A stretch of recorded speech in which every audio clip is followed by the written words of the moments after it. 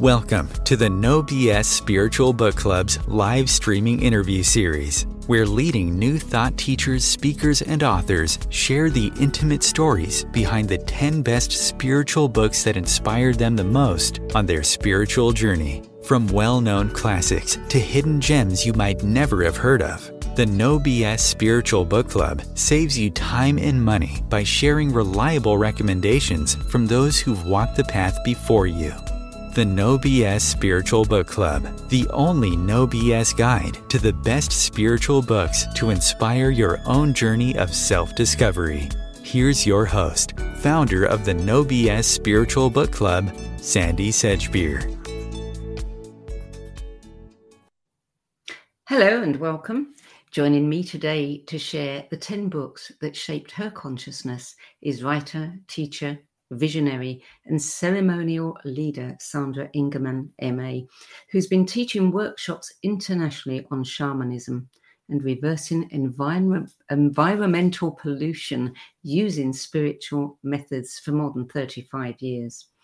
Sandra Ingerman is an award-winning author of 12 books, including Soul Retrieval, Medicine for the Earth, Walking in Light, The Book of Ceremony, Shamanic Wisdom for Invoking the Sacred into Everyday Life, The Hidden Worlds, co-written with Catherine Wood for Children, and Awakening to the Spirit World, The Shamanic Path of Direct Revelation, co-written with the late, great, and much missed Hank Wesselman.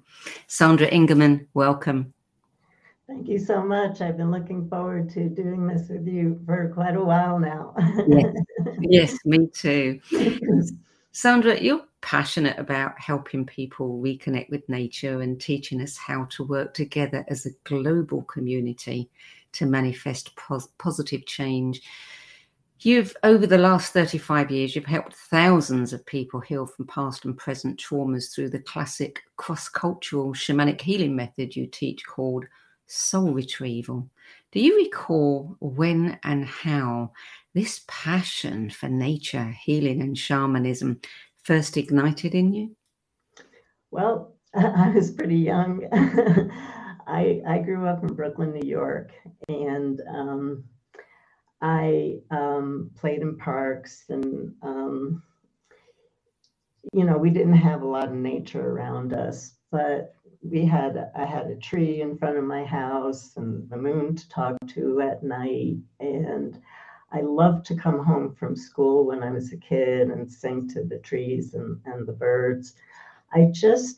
Sandie, I don't know what it is. I don't know how I got this, but I could not believe how beautiful the earth was. I could not believe it. And, this was not in the country. This was living in Brooklyn. Any flower I saw, the parks were all concrete. It was just amazing to me. And so I was always just so inspired by the beauty of nature, the strength of nature, how nature endures. I mean, even as a kid. And then I got hit by lightning when I was 7 years old, which is typically an initiation that happens when the spirits choose somebody to be a shaman. So I grew up in an immigrant neighborhood. There was definitely no place to talk about shamanism. So I wasn't raised in a particular spiritual tradition. It was something I followed on my own. So you developed, did you, almost instantly after that being hit by lightning, did you then get interested in shamanism and started educating yourself, or did it come a bit later? Well, it came a bit later because, I was pretty young by then. But what happened for me was I loved to read. And so I knew nothing about shamanism. I never heard the word. I never heard the word until 1984. And so for me, it was a process of, I grew up in the 60s during the Vietnam War. All the unrest inside of all of us. And like many, I turned to psychedelics and to drugs to help me feel a balance and to take me out of the illusion that I felt that I was living in life. And so my issue was I had all this spiritual knowledge, but I had no path. I didn't know how to practice it. I was just reading and absorbing and going to lectures. And so it wasn't until 1980 when I was working in two schools at the same time, one of them, the California Institute of Integral Studies. And I heard about an anthropologist coming out to teach a workshop on shamanism, and I could get 2 easy units. People have heard this a lot. And I got my 2 easy units, but 40 years later, I am still working on those 2 easy units. It just, my very first shamanic journey. A shamanic journey is where a person takes their body with them, but we travel into the unseen realms where there are all these divine beings who are waiting to give us guidance and help us heal and take care of us. And so in my first journey, I met this amazing nature being. I got a nature being that most people don't get as they're helping spirits. And he's been with me every day for the last 40 years. He does all of my healing work. And so it was really destiny. That's all I can say. It was like the universe picked me up and put me down where I was supposed to be in this class on Halloween of 1980. Yeah. Tell me, what was it like for you to have to choose 10 books that had a significant impact on you out of all of the hundreds that you've read? Yeah, at first I was like, I live a busy life, like, you know, most people do. And at first I was like, 10 books, wow. But that shaped me, not my favorite books, but that shaped me. So I do have to say that I've been doing a lot of cleaning, and I have gotten rid of a lot of books, but I have always kept my favorite books. So I went to my bookshelf after you invited me to do this project, and I looked at the books, and there they were. They're all still there. They all popped out. One of my books, I could talk about it later. I carry as a little pocket version when I fly, and I don't read it when I fly, but it gives me comfort when I fly. Yeah, it's funny how often we hear that the books just line up, and it's like, pick me, pick me. Yeah. Is your list in the order of any, you know, favorites, or the order that you read them? You know, I can't say that there's an order to them because they all have a theme that influenced my life and influenced my work. Mm-hmm. And they all had a different influence on me because as we talk about my books, we'll see how different they all are. Yeah. Well, let's start with book number 1, which is a universally cherished book by children, adults, everyone. I don't know anyone who's read this book and not loved it.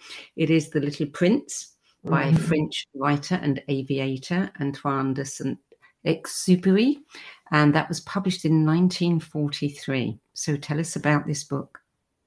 Yeah, I just want to start with, I have a Little Prince watch. I'm sure people can't see it. It's the only watch I've worn in my life, and I got it in Paris. And people today, they look at it and they go, "Ooh, that's a cute watch. Who is that?" And I go, "It's the Little Prince." And they go, "Who is the Little Prince?"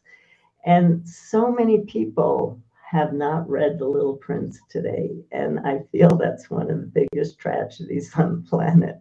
Mm-hmm. So I got introduced to The Little Prince while I was taking French in junior high school.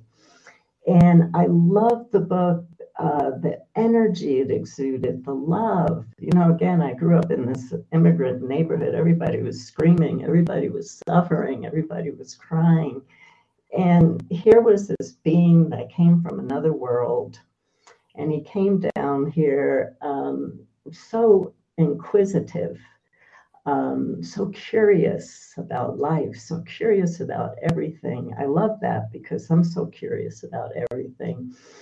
And he touched the hearts of every being that he met, even if he didn't understand. And the bottom line is he taught us that the only truth we can see is through our hearts. And it's just a sweet book about innocence.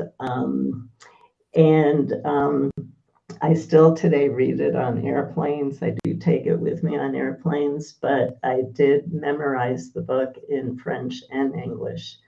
For many years, I could recite that. I can't do it now, but I can recite it. I have many versions of the books that a friend of mine sent me from France, and I have postcards of the little prince up all over my office and on my wrist. And it always brings me back to the power of innocence and the power of love and the power of curiosity and just being an adventurer and learning what you can and not judging, just experiencing and sharing love. Yeah. Book number 2, Like Water for Chocolate by Laura Esquivel, published in 1989. And of course, I think this one was made into a movie as well. Yes, it was.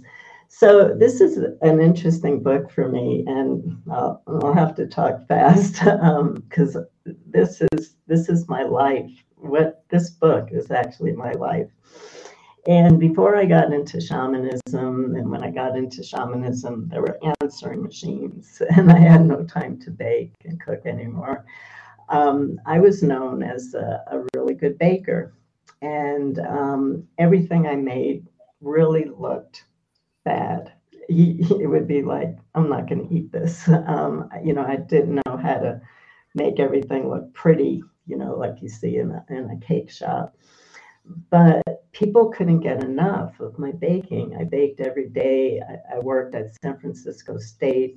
I wasn't sleeping well, so I would bake at night. I'd bake all night long, and I could not keep anything. People just wanted it so much.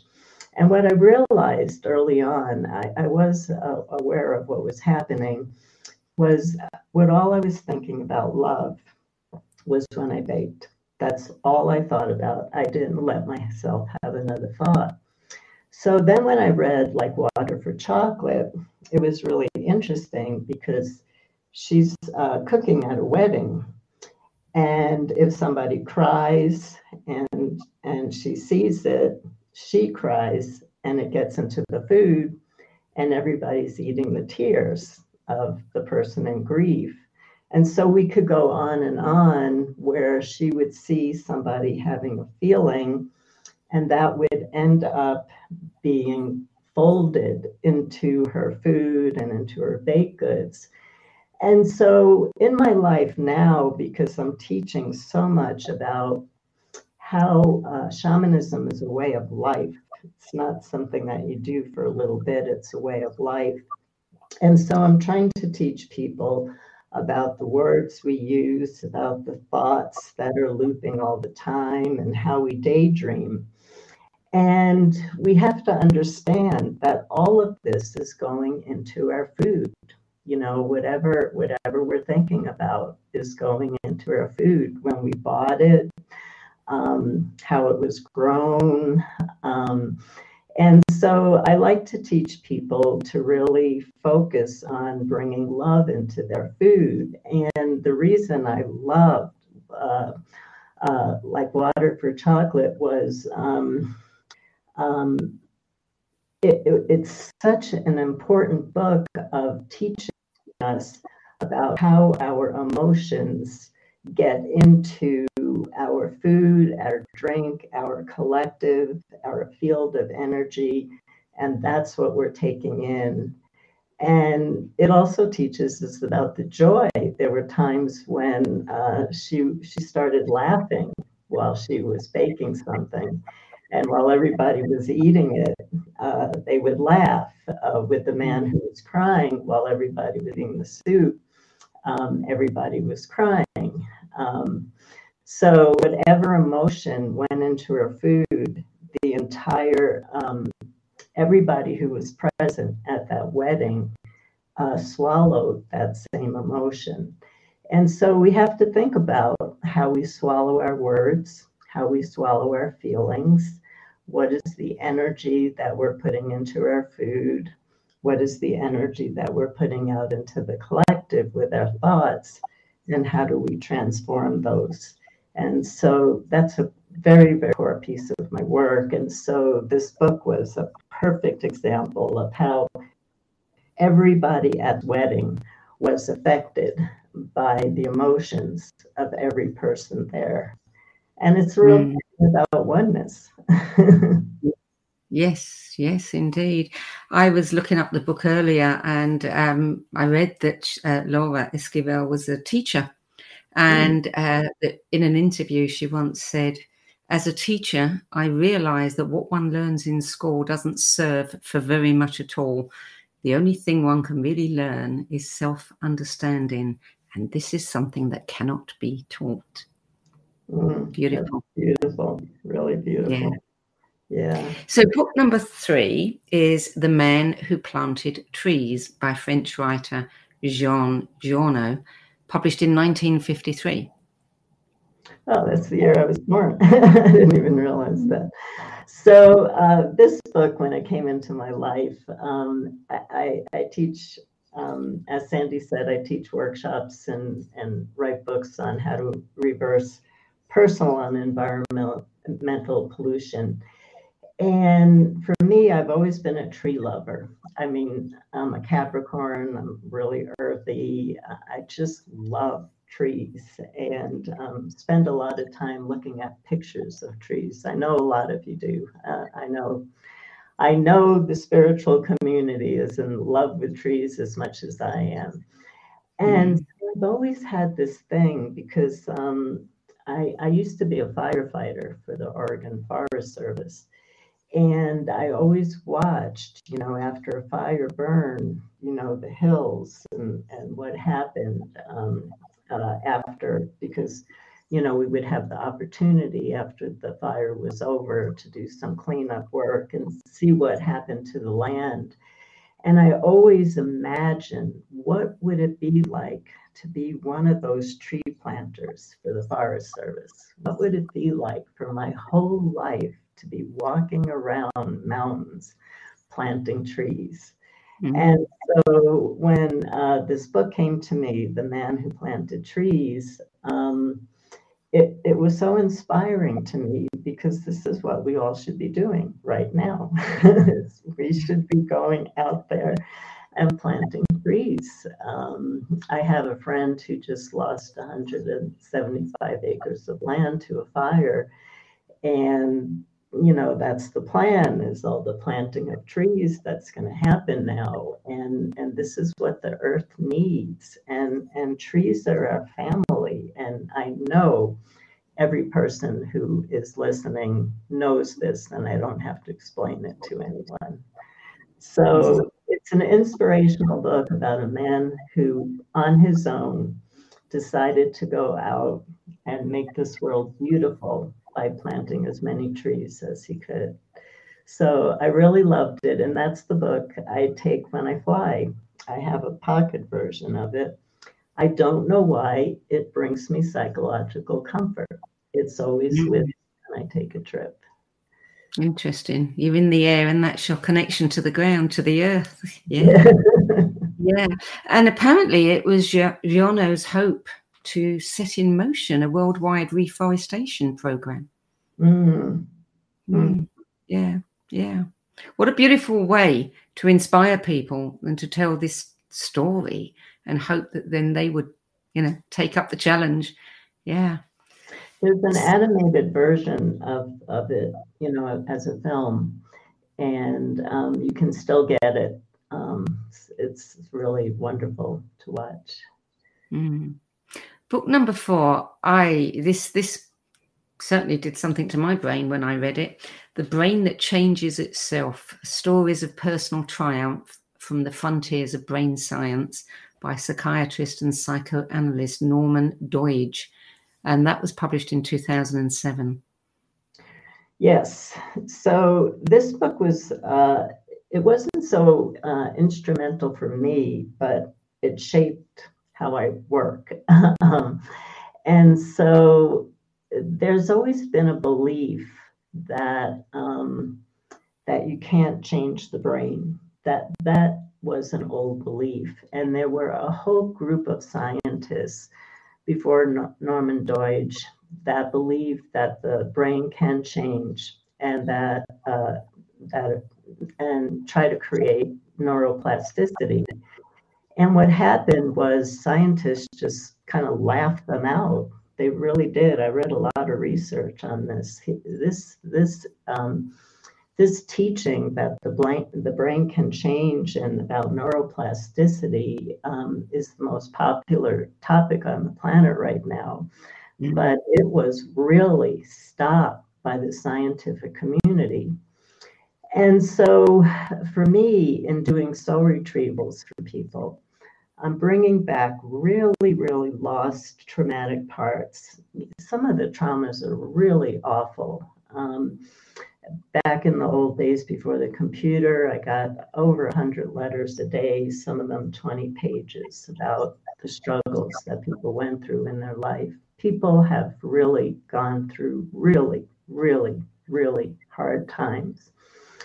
And so when I learned about neuroplasticity and that the brain can change, I started to shift my shamanic healing. Because in shamanic cultures, shamans like to tell bad news. You know, they'll say, well, you were cursed, you know, and this happened, or, you know, or bad luck is coming your way, be careful, you know, watch your step out there. And so you plant a seed. You plant a seed, just like we plant a seed for a tree. When you plant a seed, whatever you planted is going to grow.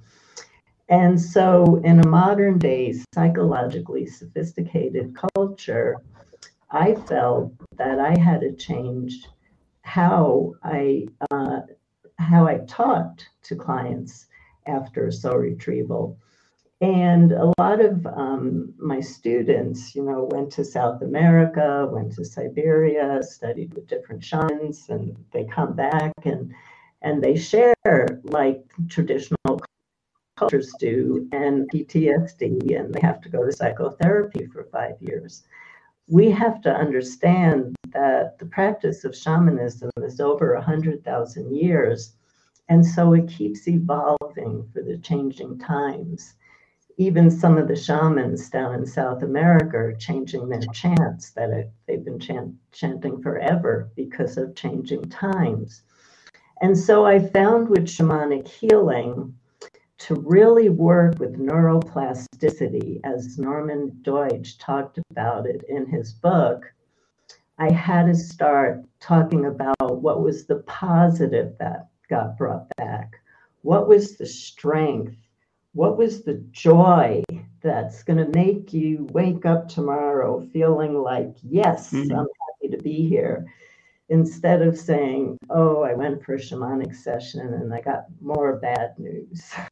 And so I found by using words and helping plant the correct seeds in my clients around thoughts about their life, about their desires, about what they want to do, different perceptions about their hurts, but always talking about what they have to look forward to.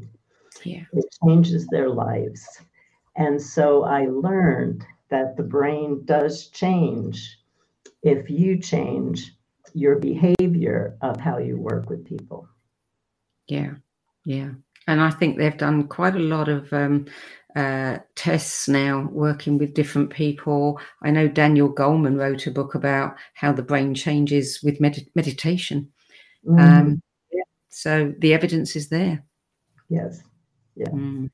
Yeah, I mean, thousands of people are being healed of all kinds of neurological issues just by working with different neuroplasticity practices. And so it's a blessing that these scientists forged ahead when everybody tried to stop them. What a blessing that they brought this to each and every one of us so that we can heal. Yeah, indeed. Book number 5 is The Power of Awareness by Neville Lancelot Goddard, originally published in 1951. I love his middle name. Tell us about this book. Well, I'm a real Neville fan, and so I still listen to Neville today. For me, I'm such a dreamer. I was always a dreamer when I was a kid. And at the age of 7, I sat on the couch. I remember this really clearly. And I said, everybody's getting this wrong. Everybody's getting this wrong. Everybody's so unhappy. And we were born to have this incredibly joyful life. And I am going to dedicate the rest of my life to help people feel joy. I was 7 years old when I did that one. That was after lightning, so I guess I got some of my destiny during that experience. And so Neville teaches that we all have the same opportunity. Nobody has more opportunities than anybody else, because everything in this manifest world begins with our imagination. And I have found this to be true in my own life, that imagination creates reality. And way before I got introduced to Neville, I was teaching that in my Medicine for the Earth workshops of imagination creates reality. What are you imagining? What are you dreaming? I take people on a journey to the master or mistress of daydreams, where they reflect on what their daydreams are and what they're manifesting because of their daydreams. And Neville did this in such a potent way of teaching people how to occupy a new space. His whole thing was about occupying a new space. So here's Sandra Ingerman here, and I'm just going to make something up. Here's Sandra Ingerman here. It's a beautiful day in Santa Fe, but I'm dealing with some allergies. And so just kind of shut my eyes for a moment, and I see myself walking into a room and saying, and a bunch of friends are sitting there, and I'm saying, the other day I had this thing where I felt allergies, I felt a little bit depressed, but that's all over. That's all over. That was a different time. And now I'm feeling really wonderful. And my friends are going, oh, Sandra, that's so great. I'm so happy that you've been able to come through this particular time.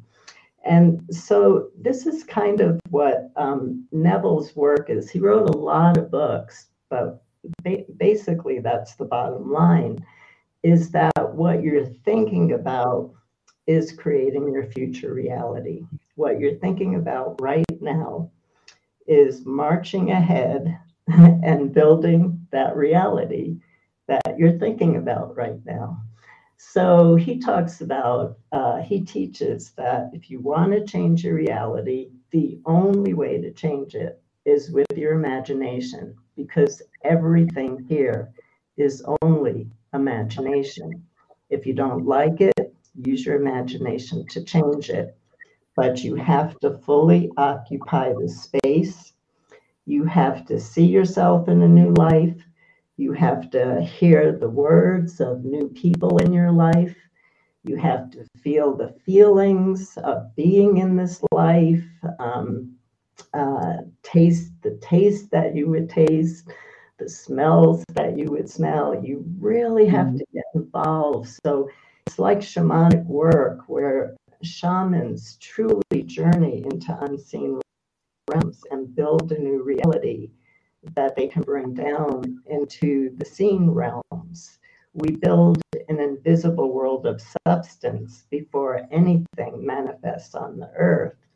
And so Neville, I believe, teaches very close to shamanism how you do that. And his way of doing that is fully occupying the space and living from your dream as it's here right now. Yeah. Yeah. Long before The Secret came along, he was sharing The Secret. Yeah. Well, we're going to take a short break now. You're listening to the No BS Spiritual Book Club's 10 Best Spiritual Books weekly live streaming interview series, and sharing the books, the 10 best books that influenced her life journey is world-renowned teacher, visionary, ceremonial leader, and best-selling author Sandra Ingerman. We'll be back with more from Sandra Ingerman after this break.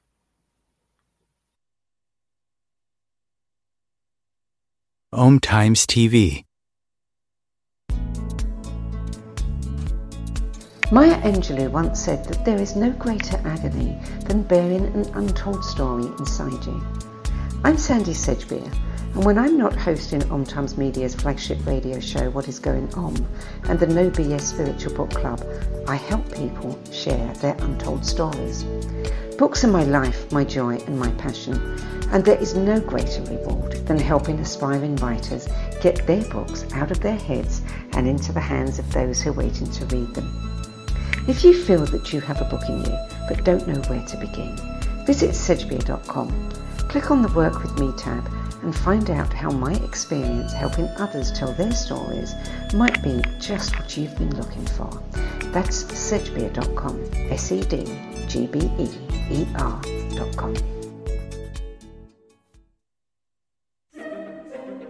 Imagine becoming a super influencer. Reinvent yourself, invest in your brand, and then manifest your success with a robust spheric approach. OMTimes Media and Broadcasting offers a unique and multifaceted way to become the spiritual and conscious influencer you deserve to be by putting your message across our powerful platform with its proven record of integrity and excellence. Through our produced shows, OMTimes offers the opportunity to become a social media TV personality, a radio show host, an OMTimes magazine columnist, and a syndicated podcaster, all in one shot.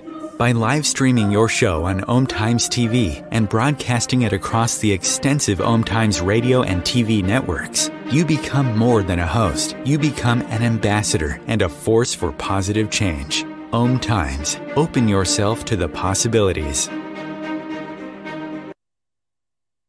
There are 16 million children struggling with hunger in America.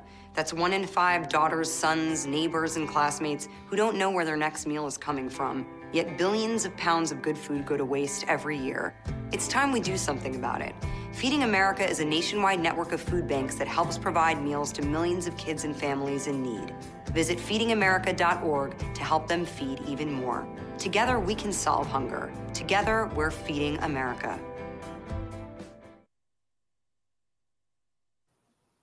Welcome back. Sandra Ingerman, Book 6, How to Master the Art of Personal Health, The Power of Attaining and Maintaining Your Health by Jack Schwartz. This was published in 1996.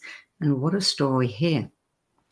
Yeah, he was an amazing man. And I did get to talk to his wife after Jack died. So as I've been talking, I've had this real interest in looking at how we can reverse the pollution that we're dealing with on the planet. And I started researching before I even started writing on this. I tried to look at every single book, every spiritual tradition where they talked about miracles. So of course, I looked at the Bible, I looked at the Kabbalah, I looked at all the Sanskrit, East Indian material, the Taoist, and the list goes on, the alchemical. God, I learned so unbelievable much. And what I was looking for is not just those miracles where, in a dream, somebody comes in and says, I'm going to do a soul retrieval for you, and here it is, and your life has changed forever. I was looking for people who were so tuned in to the power of oneness that their presence would be a healing force. That was really what I was looking for. And out of all the stories that I read of all the mystics and the shamans and the gurus that could perform amazing miracles, I really saw that if you bring together intention and love and union and harmony and concentration and focus and imagination, you can heal anything. And so I started teaching that work. But what really impassioned me and what really inspired me was Jack Schwartz, because he was a modern day mystic, just a regular guy. He didn't have an ashram where, thousands of people were coming to visit him to watch his miraculous acts, although he did do the TV circuit for a while. And so he got, during the war, he was part of the Dutch resistance, and he got captured and he got tortured. And right in front of his torturer's eyes, all of his wounds would heal. They would never stay. As soon as a wound would be put upon him, it healed. And so Jack eventually got out of prison and he moved to America, and he did. He went on the talk show circuit and he started talking about his story. And he said, you can open up any telephone book and you can see 1,000 Jack Schwartzes. But he said, when I was being tortured, I was not Jack Schwartz. I was God. I was one with God, not just kind of focused on who I'm connected to. It's that experience of being in complete oneness, every cell of your body. There was no Jack Schwartz. There was only Source that was in his body at that point. And so when you're one with Source, you can't be hurt. When you're one with Source in that particular way, you can't hurt Source. If you're out, if you're not in your body and Source is in your body, you cannot be harmed. And he has all these amazing case studies of during the war of soldiers being able to go through hospitals that were on fire and never even getting a singe on their clothes or anything. I mean, the book goes on and on about all these different miracles. And Jack's message was really that he wasn't special, that he was not special, that we all had exactly the same opportunity as him. But we had to deepen our spiritual practices, and we had to understand that there's only one. And we really have to understand that that union, like Amaji, who's a very famous Indian guru, she becomes the Divine Mother. She's not talking to the Divine Mother. She is the Divine Mother. And I watched a film on her curing leprosy. So Jack was in that same area of work where if you could get into that state of oneness, you can heal yourself. And so it was a really inspirational book for me, knowing that we all have the power to heal, that we all have that power to become in unity with oneness and to have miracles and goodness come into our lives. And in that way, we can reverse the pollution on the planet. Yeah. Yeah. Wow. Book number 7 is The Gift of Fear by the man that Oprah Winfrey calls the nation's leading expert on violent behavior, Gavin DeBecker. This was published in 1996. Yeah, it's a book that I would never think about buying, on my own.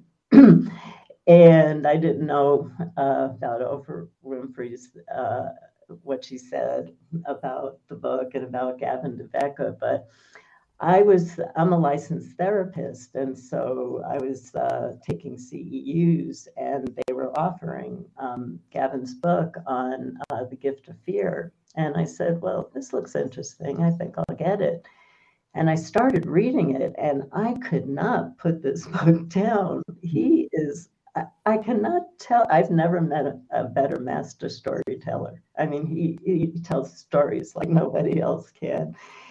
And oh my God, they're just so convincing. And so what Gavin DeBecker, what he would do is his job at the time, he had worked for the government, he did all this other work, but he was working with very famous people, stars, political leaders who were being threatened. And he was helping them to see whether the threat was a real threat or an imagined threat. And so that's basically what the book is about, is case study after another, helping a person see if they really need to call the police or if this is something that they just are a little bit paranoid about. And the whole premise of his book, as a therapist, for me was really fascinating, that you never actually have to say a word to a client or give them a clue. You just let them talk. And they talk themselves right into the answer and right into the solution. And so his whole book is case study of a client that came to him. Is this a real fear? Or is this a perceived fear? And he shows how the client figured it out just by talking to him. So I started to use it as a therapist with my own clients and with my own friends. And when people would start to really talk to me about something going on in their life, I would say, do you want to tell me a little bit more? And they'd start talking, and I'd go, do you realize that you just answered your own question? And they said, God, I did. That's amazing. So it gave me a great tool. It gave me a great tool to use that has helped others a lot. But it's such a brilliant book. Yes, I read a very brief description, but very to the point. True fear is a gift. Unwarranted fear is a curse. Learn how to tell the difference. Yeah. That's a good one. Yeah. Yeah. So book number 8. Beautiful book. Beautiful woman. Wild Mercy, Living the Fierce and Tender Wisdom of the Women Mystics by Mirabai Starr, published in 2019. Yeah, Mirabai Starr asked me for an endorsement on the book, and I said, sure, and I sat down to read it, and I was Mirabai, for one thing, is an amazing poet, and she has a depth of spirit that I just haven't seen on this earth. And the book, it was such a wake-up call for me, because everybody thinks, well, you call in the divine feminine and everything is perfect in your life. Everything is perfect in your life. And what Mirabai does is she tells the truth. She tells the truth that when you call in the divine feminine, there is an initiation that you're going to have to go through.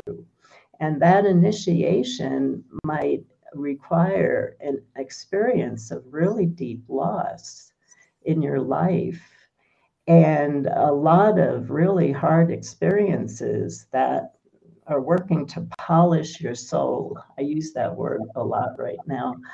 That polish your soul to bring you to the evolutionary place, to the consciousness, that you can be a vessel for the Divine Mother and to work with the Divine Mother. And so, Mirabai talks in poetry, in story. She talks about her own life, which is really touching, about the loss that she experienced. She with the Divine Mother. And it really woke something up in me. I really went into a really deep spiritual state for weeks after I read that book. It was like it was shaking up my cells or my DNA because I know in shamanism, you approach the path of shamanism and you're immediately thrown into an initiation. You say the word shamanism and they throw you into the fire. I wasn't expecting that in Mirabai's book, but it was a real clear shamanic book on the really tough initiations that can come into your life and how to work with them, and the gifts and the blessings that are coming into your life, all written in poetry that went so deep into my soul that I lived with that book for many, many weeks. It's just really a beautiful book on the Divine Feminine, a real beautiful book, but it talks about the challenge of calling in the Divine Feminine. But there's always a blessing with every challenge. There's always a blessing, because if you're willing to yourself, your soul be polished, you turn into such a beautiful, evolved being with a consciousness that can let go of all that happened during those times to live the life again that you were intended to live. Yeah, I really like Mirabai's work. Book number 9. This was a big one for me when I first read it. The Secret Life of Plants, a fascinating account of the physical, emotional, and spiritual relations between plants and man, by Peter Tompkins and Christopher Bird, first published in 1973.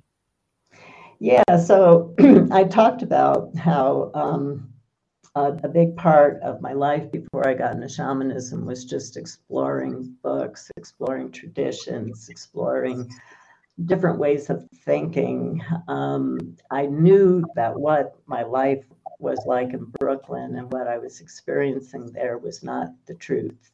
I knew that there was another world that I could experience. And so when I came upon The Secret Life of Plants, and at the time I had 100 plants in my apartment, a small apartment in San Francisco, and I did talk to them a lot, and they got a tremendous amount of energy from me. And so to actually read a book that made me think I wasn't crazy, that plants have a consciousness, because back in the 70s, I really wasn't thinking about consciousness in nature. That wasn't a place that I was looking. But it really brought me to that place that plants have a consciousness and they're sentient beings. And I had 2 African violets, and I loved them, and they always flowered. They were so beautiful. And one of them got aphids, and I did everything possible to save this plant, and I couldn't save it. And then I noticed a few days later that something was going on with the plant that was sitting next to it. And it wasn't aphids, but the crown had disconnected from the plant, had actually disconnected from the plant. So I brought the plant to a plant store where there was this really old traditional Russian lady who was, one of those master of plants.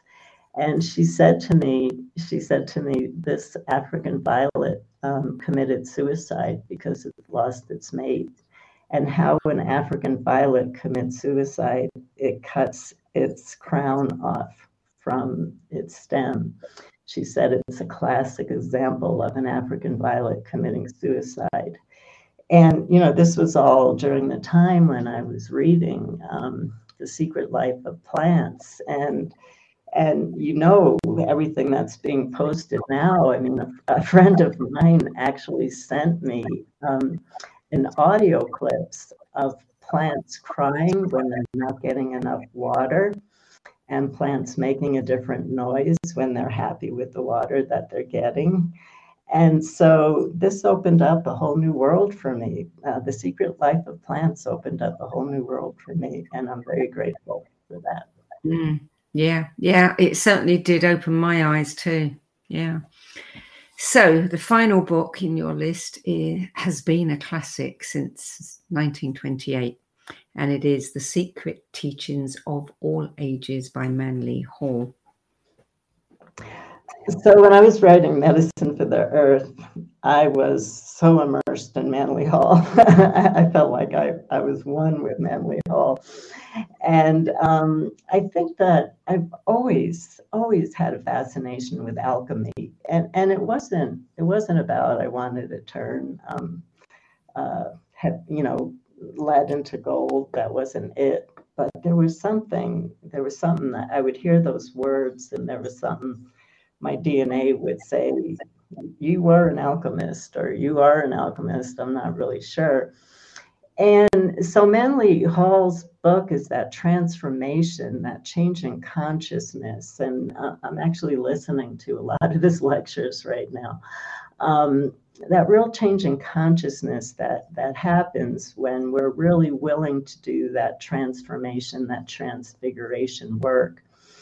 And I was just listening to him last week, and he talked about a monk, a Buddhist monk, and that his initiation, I mean, you really have to listen to this one. His initiation was to sit under a tree while this gigantic bell was over his head, ringing 24/7. And he had to do this, I can't remember, I'm sorry, it was months or a year, something like that. And so he had to train his consciousness to be at absolute complete peace without being disturbed by this bell that was ringing 24/7 that would make most people crazy. And so, you know, Manly Hall just reached into that old esoteric literature. You know, the book is thick. The book has a lot. Manly Hall just reached into that old esoteric literature, really talked about alchemy and talked about the years that are needed to really train to do the work that I was teaching people to do.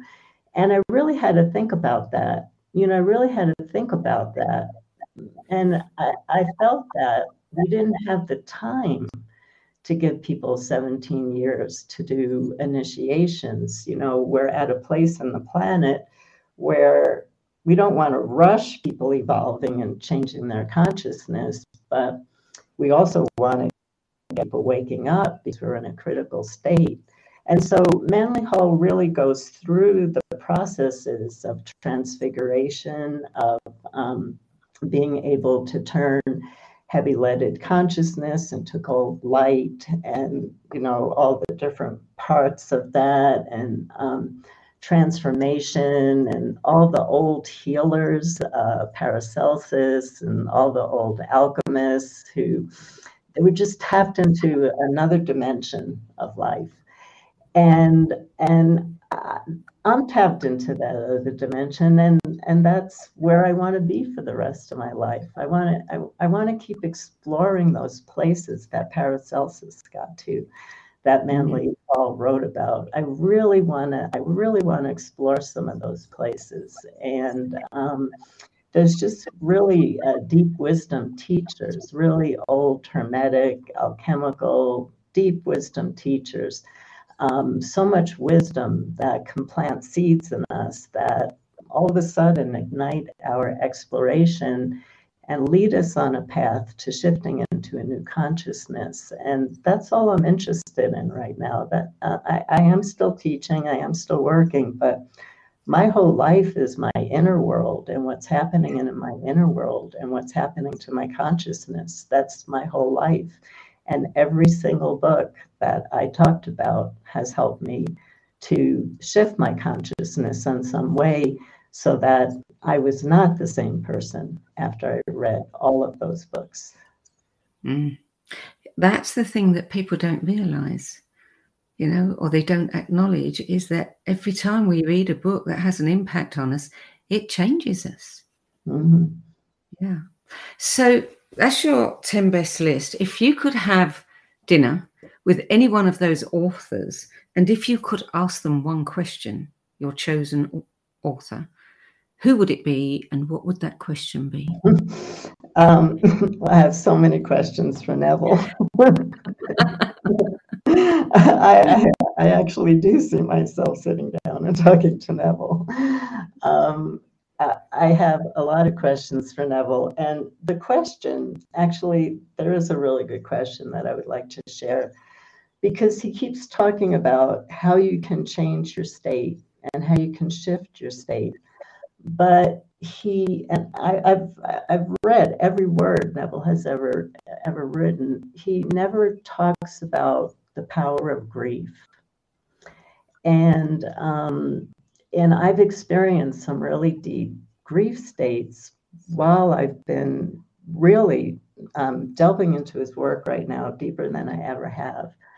And there's no answer. There's no place I can look. It's always how to occupy a new space. But I would like to know, where a place of grief and sadness comes into his work. Where is there a place for that?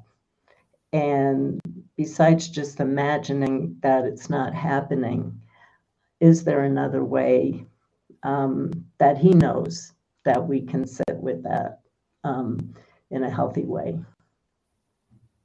Well, if you get the answer to that question at any time, please do come back and share it with us. I will. So you know, we ask every single contributor to give us some keywords that describe themselves, not just the, you know, the bio kinds of keywords, but a few quirky ones that give us an insight into who they are. And yours were shaman woman, starry-eyed writer, childlike artist, and avid spinner. Tell me about the avid spinner. Well, I love bringing the unseen into the scene, and think of all the fairy tales about spinning. I spin yarn, and all the fairy tales of spinning. And so I've made afghans where while I was spinning, I just kept repeating love, love, love, love, love. And every stitch that I used to crochet, I put in love. And I sleep under those blankets. And I used to, in my workshops, I used to make joy balls for people. So you can bring through these magical energies from the unseen realms, and you can spin them into manifestation. And you can in my spinning workshops, we used to do soul retrievals. We blow the soul into the yarn and put a bracelet around someone. And there's just so much you can do. But it's a magical practice, because the art of spinning is you're taking what you built in the unseen realms, the energy in unseen realms, and you're manifesting it here. Wow, what a great thing that would be, to be spinning, you know, things to wrap newborn babies in that are filled with love. Yeah, yeah, we need more of that. Yeah, we definitely need more of that. Absolutely. I want to talk about. I saw that you were a creator. You'd created a transmutation app, and I went in search of it, and I couldn't find it on the UK Apple Store. You know, the App Store. Is this something that's only available in America? No, I had to update the app. It stopped working on Apple, and it stopped working on Android devices. And so when I changed the app, I changed the title, and it's how to healing your thoughts. And it's everything I've been talking about. So like for me, I set it so that it goes off every 2 hours. So every 2 hours, I get a little fairy bell. I picked the fairy bell as my sound. And it says, what are you thinking about right now? And then it takes you into a library. You can pick beautiful photos or blessing, ceremonial words. It has just different things that will lift you up, words, magical words that will lift you up, photos that will all of a sudden put a smile on your face. And so I made that app. It's an alchemical app. It's what are you thinking about right now and how do you change that? And look at the picture, read these words, take it in and feel yourself move out of a contracted space into an expanded space. And that's where consciousness changed. So yeah, it's how to heal your thoughts, healing your thoughts. I'm sorry, I'm actually embarrassed. It's either how to heal your thoughts or healing your thoughts. It's doing really well, and people are really getting a lot out of it. And I've been using it. First, I used it every day when it was transmutation. Now I'm using it every day as how to heal your thoughts. And it really works. I shall look out for it. Are you still doing the Shaman's Cave podcast? Yeah. So 5 years ago, we're 5 years in, I read Renee Baribeau's book, The Winds of Spirit. It's a beautiful book, unbelievable book. And I endorsed it. And we started talking a little bit, and we're very different, really different. And I just said, I would like to do something with this woman. And I put it out to Renee, and the Shaman's Cave podcast was born. And we were doing it weekly, but now that we're 5 years in, I asked Renee if it was okay if we do it every other week. We talk about what's going on in the world, and from a shamanic perspective, how you can work with that and how you can shift out of where you are. So we're talking about modern day issues, what's happening now, and how you can work shamanically to shift your state of consciousness. You spoke earlier about, where you are now in your life and, what you want to do moving forward. Are you going to stop doing workshops and writing books? Well, no, I'm finishing another book. I'm finishing a book called Walking Through Darkness, and it's a book about not from a Jungian point of view, the dark night of the soul, from a Sandra Ingerman point of view, the dark night of the soul. And I take people through when you're in the darkness and you can't see your way, different tools that I found really helpful in my darkest times.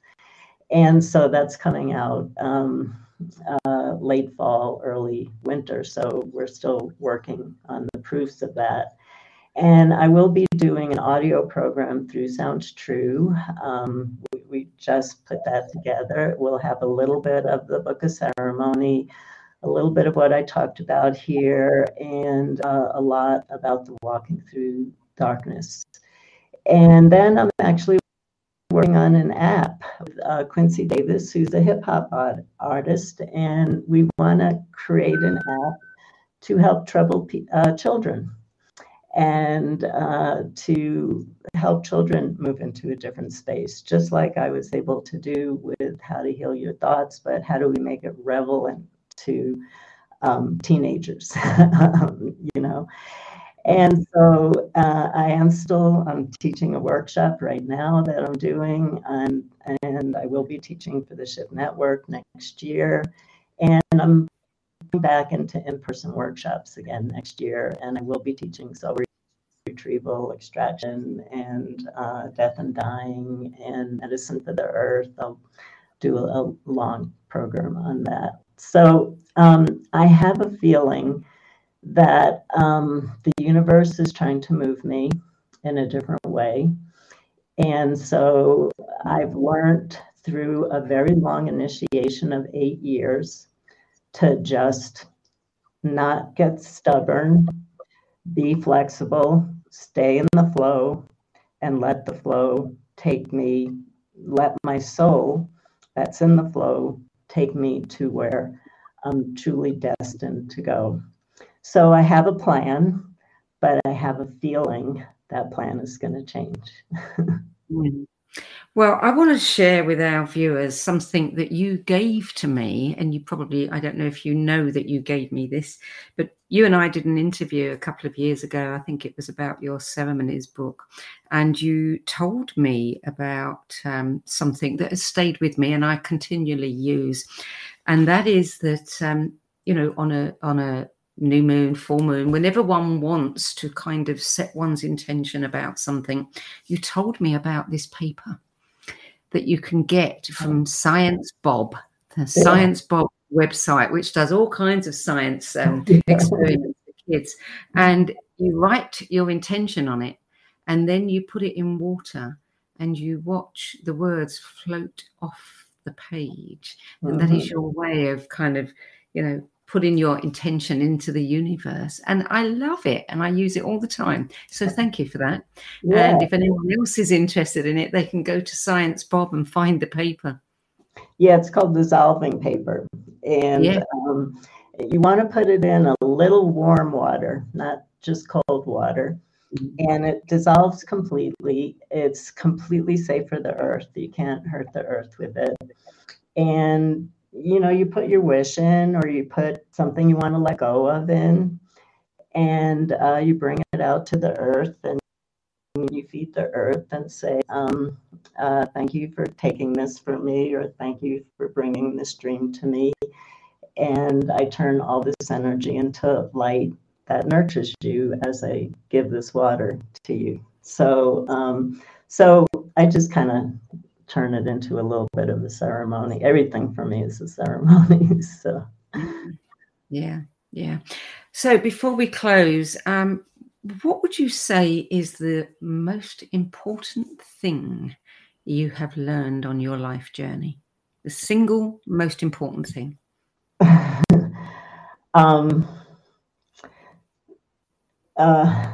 Well,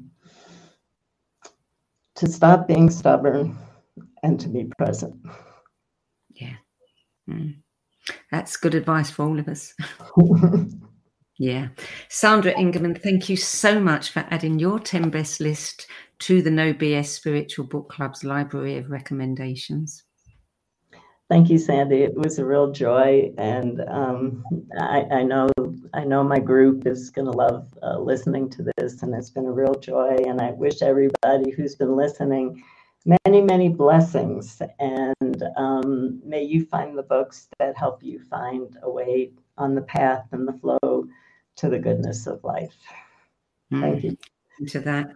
So for more information about Sandra Ingerman, her work, her courses, her books, podcasts, apps, just about everything, you can visit sandraingerman.com and shamanicteachers.com. That's it for this week. I'm Sandie Sedgbeer, and I'll be back at the same time next week with another 10 best interview for the No BS Spiritual Book Club. Till then, it's goodbye from me. And a heartfelt thank you to Sandra Ingerman. Thank you, Sandra.